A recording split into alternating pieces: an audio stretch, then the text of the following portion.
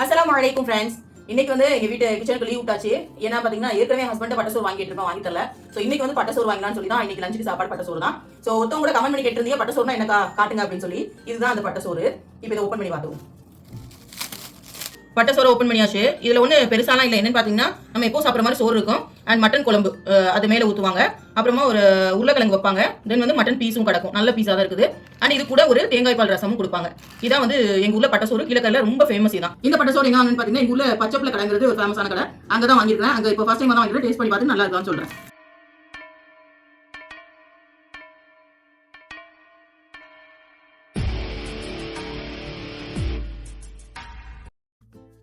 மாஷா அல்லாஹ் ரொம்ப சூப்பரா இருக்குது. மட்டன்லாம் நல்லா வெந்து அந்த கரியானத்தோட வாசம் ஃபுல்லா அந்த சோறுல இறங்கி ஃபிளேவர் ஃபுல்லா இறங்கி ரொம்ப சூப்பரா இருக்குது. நான் இப்பதான் ஃபர்ஸ்ட் டைம் ட்ரை பண்றேன். ரொம்ப சூப்பரா இருக்குது. பட்டை சோறு வேணும் அப்படின்னா கீழக்கரையில வந்து கண்டிப்பா சாப்பிடுங்க, ட்ரை பண்ணி பாருங்க. இப்போ எனக்கு ரொம்ப பசிக்குது, நான் சாப்பிட போறேன். தேங்க்ஸ் ஃபார் வாட்சிங். Tata, bye by.